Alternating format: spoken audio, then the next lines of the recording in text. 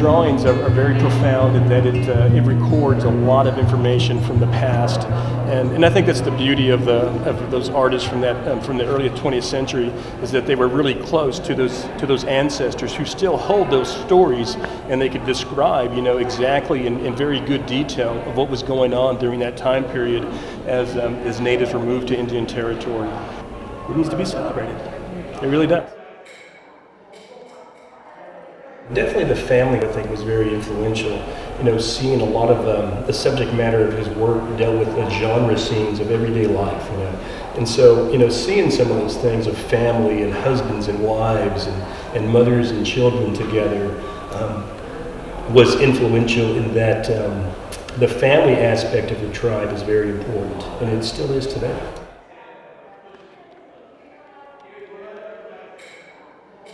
And that particular type of education dealt primarily with a certain style of painting, and so it was the flat style of painting. He realized that everyone was doing that, and to be recognized for his own work, he had to do something different, and so he began to explore.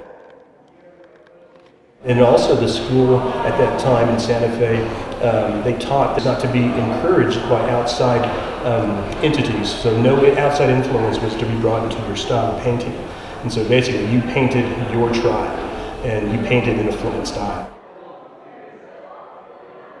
But it's just amazing to see, this eagle dancer in this piece of stone, and he does have a variety of textures on this. And so he has some really smooth areas for the feathers, and on the back here you can see some of the costume that has a little bit more texture. And if you move over to the side, there's even more texture where some of the actual stone, I think some of the texture of the actual stones remains. And so that's very fascinating. And it was interesting to hear him talk about when he worked with stone, that he would look at the stone for a time and to see what was there first before he ever started thinking about what he was going to do. And so it's interesting to see, Mr. Houser and how his process, developed. And so he would take time before he would ever carve a piece of stone, but he would stay and look at it and contemplate, what the stone has in it, before he ever started. And so they have a numerous amount of sketchbooks here at the Gilcrease in their exhibition, and it's just kind of interesting to see another person's work, and especially an artist as from Allan's stature.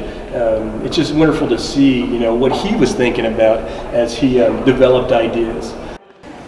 An artist to have the freedom to do these types of works is also an important aspect. And so when young artists come in to see this work, they will be encouraged to think about what they can do.